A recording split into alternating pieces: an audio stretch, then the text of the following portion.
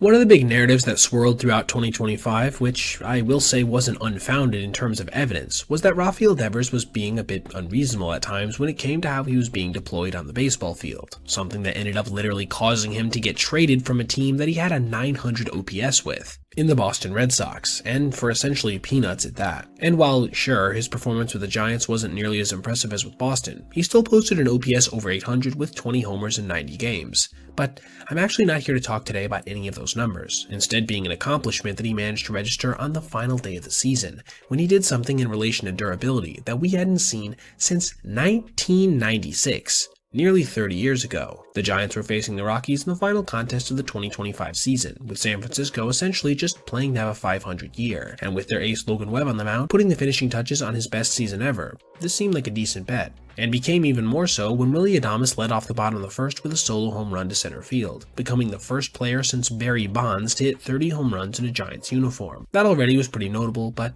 in my opinion, wasn't as much so as what Devers would do later. After a strike him out, throw him out double play to end the second, Wilmer Flores would come off the field emotionally in the third, getting a rousing standing ovation, as he's been one of the biggest parts of San Fran baseball since the 2020s began. This preceded another 2 dominant innings of work from Webb, both being scoreless with the help of a nice spinning play from Adames. This takes us to the fourth, where this graphic appeared across the screen, detailing what I wanted to point out in this vid. This was the 163rd game that Rafael Devers managed to play in this season split between 2 teams, making him the first player since 1996 to do so.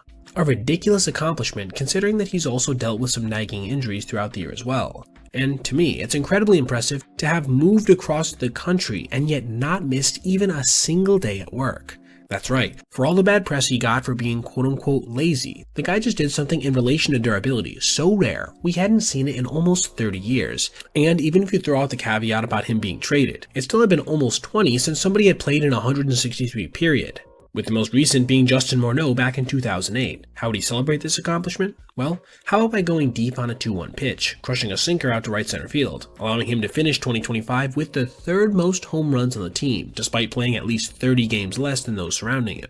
This gave the Giants a 2-0 lead, and from here, Webb would lock in for another inning in the 3rd, before getting pulled by manager Bob Melvin, again to a rousing ovation. This takes us to the bottom of the 8th, when Jung Hoo Lee would register the Giants' last offensive highlight of the season, grounding a 2-run single to right field, before Spencer Bivens struck out the side to end it, allowing San Francisco to finish 81-81. Looking forward to 2026 as potentially being the year that they finally managed to put things together in such a way as to allow them to make the playoffs for the first time since 2021.